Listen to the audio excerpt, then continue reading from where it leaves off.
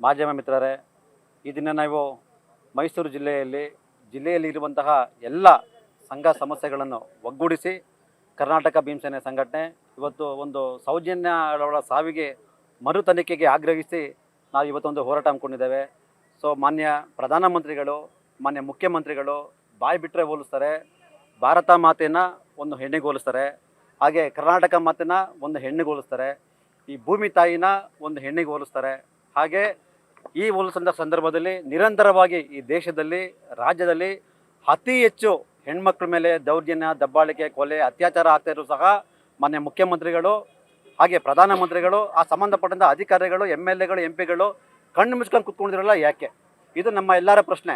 ಆದರೆ ಈ ಸಹೋದರಿ ಸೌಜನ್ಯಗಳವರ ಸಾವಿಗೆ ಪ್ರಕರಣಕ್ಕೆ ಸಂಬಂಧಪಟ್ಟ ಹಾಗೆ 13 ವರ್ಷಗಳ ಹಿಂದೆ ಆಕೆ ಅತ್ಯಾಚಾರ ಮಾಡಿ ಸಾವಾಗಿರುತ್ತೆ.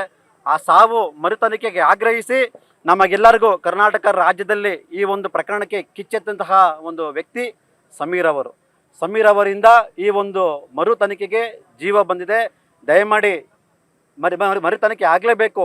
ಸೌಜನ್ಯ ಬದಲು ಬೇರೆ ಯಾವ್ದಾರು ಆಗಲಿ, ಪುರುಷೋತ್ತಮಣ್ಣ ಹೇಳ್ದಂಗೆ ಬೇರೆ ಯಾರಾದರೂ MLA ಮಗಳಿಗೆ ಅತ್ಯಾಚಾರ ಆಗಿದೆ, MP ಮಗಳಿಗೆ ಅತ್ಯಾಚಾರ ಆಗಿದೆ, ಇವು ನೋಡ್ಕೊಂಡು ಸುಮ್ಮನೆ ಬರ್ತಾ ಇದ್ರಾ?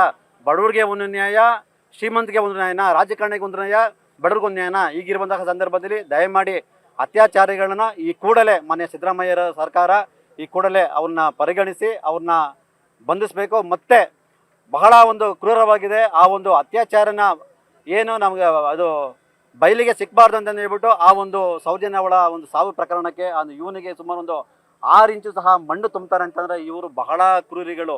ಇವರನ್ನು ಸೇಫ್ ಮಾಡ್ತಾ ಇದ್ದಾರಲ್ವಾ, ಅದು ನಮ್ಮ ರಾಜಕಾರಣಿಗಳು ಬಹಳ ಕ್ರೂರಿ ಅಂತ ಈ ಮೂಲಕ ಹೇಳ್ತೀನಿ. ಇಲ್ಲಿ ನಮ್ಮ ಕರ್ನಾಟಕ ರಾಜ್ಯದಲ್ಲಿ ಸುಮಾರು 6.5 ಕೋಟಿ ಜನಸಂಖ್ಯೆ ಇದೆ. ಆದರೆ ನಮ್ಮ ಸೌಜನ್ಯವರ ಸಾವಿಗೆ ಪ್ರಕರಣಕ್ಕೆ ಸಂಬಂಧಪಟ್ಟಂಗೆ ಪ್ರತಿಯೊಬ್ಬರು ಸಹ ಧ್ವನಿ ಮಾಡಬೇಕು. ಇವತ್ತೇನಾದ್ರು ನಾವು ಎಲ್ಲರ ಥರನೂ ನಾವುಗಳಾಗ್ಬೋದು, ಮಾಧ್ಯಮ ಮಿತ್ರರಾಗ್ಬೋದು, ಒಂದು ಒಳ್ಳೆ ರೀತಿಯಲ್ಲಿ ನಾವು ಆಚೆ ಬರ್ತೀರಿ ಅಂತಂದರೆ ನಮ್ಮ ತಾಯಿಗಳಾಗ್ಬೋದು, ನಮ್ಮ ತಂಗಿ ಆಗ್ಬೋದು, ಅಕ್ಕ ಆಗ್ಬೋದು, ಪ್ರತಿಯೊಬ್ಬರು ಸಹ ಅವ್ರಿಗೆ ಕೊಟ್ಟಂತಹ ಕೊಡುಗೆಗಳಿದ್ದಾವೆ. ಇವತ್ತು ಬಹಳ ನೋವಾಗುತ್ತೆ. ಆ ಸಹೋದರಿ ಸೌಜನ್ಯ ಅವರ ಸಾವಿಗೆ ಮರು ತನಿಖೆ ಆಗಬಾರ್ದು, ಅದೇನು ನಮಗೆ ಒಂದು ಪ್ರಕರಣಕ್ಕೆ ಸಂಬಂಧಪಟ್ಟಾಗ ಏನು ಸಿಗಬಾರ್ದು ಅಂತಬಿಟ್ಟು ಸಾಕ್ಷಿನ ನಾಶ ಮಾಡಕ್ಕೆ ಕೊಟ್ಟಿದ್ದಾರಲ್ವಾ, ಆ ವ್ಯಕ್ತಿಗಳು ಈಗಾಗಲೇ ಬಂದಿದೆ. ನಾವೇನಾದ್ರು ಒಂದು ಹೋರಾಟಕ್ಕೆ, ರಾಜ್ಯವ್ಯಾಪ್ತಿ ಹೋರಾಟಕ್ಕೆ ಕರೆ ಕೊಟ್ಟಂತಹ ಸಂದರ್ಭದಲ್ಲಿ ದೊಡ್ಡ ಅಧಿಕಾರಿಗಳು, ದೊಡ್ಡ ವ್ಯಕ್ತಿಗಳು ನಮ್ಮ ಹೋರಾಟಕ್ಕೆ ಹೈಕೋರ್ಟ್ ಕಡೆಯಿಂದ ಸ್ಟೇ ತಗೊಂಬಂತ ನಿಲ್ಲಿಸ್ತಾರೆ. ಆದರೆ ಇಲ್ಲೇ ಮೇಲ್ನೋಟಕ್ಕೆ ಗೊತ್ತಾಗುತ್ತೆ ಈ ಒಂದು ಅತ್ಯಾಚಾರಿಗಳು ಯಾರಿದ್ದಾರೆ ಅಂತ. ನಾವುಗಳೇ ಪರಿಶೀಲನೆ ಮಾಡ್ಕೋಬೇಕಾಗುತ್ತೆ. ದಯಮಾಡಿ ಈ ಒಂದು ಸೌಜನ್ಯ ಸಾವಿಗೆ ನ್ಯಾಯ ಕೊಡಬೇಕು ಅಂತ ಈ ಹೋರಾಟದ ಮೂಲಕ ನಾವೆಲ್ಲ ಕೇಳ್ಕೊಳ್ತೇವೆ. ಎಲ್ರಿಗೂ ನಮಸ್ಕಾರ.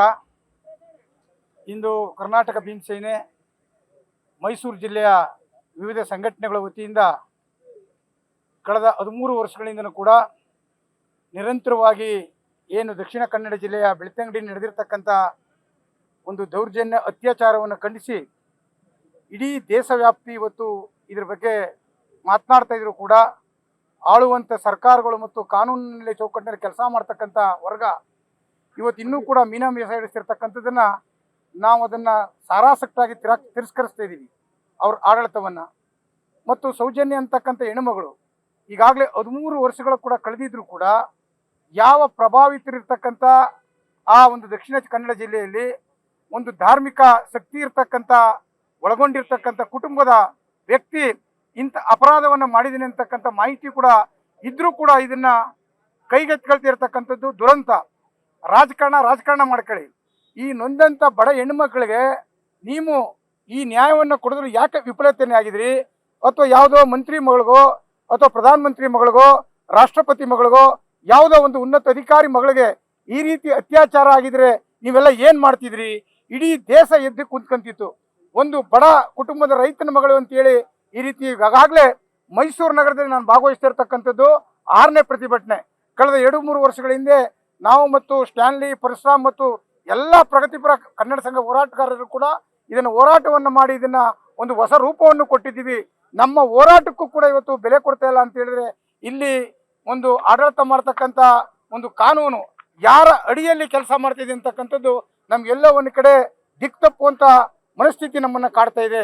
ಇದನ್ನು ಖಂಡಿಸಿ ಒಂದು ಭೂ ಕಬಳಿಕೆ ಮತ್ತು ಸೌಜನ್ಯ ಈ ಒಂದು ಪ್ರಕರಣಗಳು ಕೂಡಲೇ ಇದು ಮರು ತನಿಖೆ ಆಗಬೇಕು ಅಂತೇಳಿ ಕೋರ್ಟು ಕೂಡ ಆದೇಶವನ್ನ ಮಾಡಿದೆ.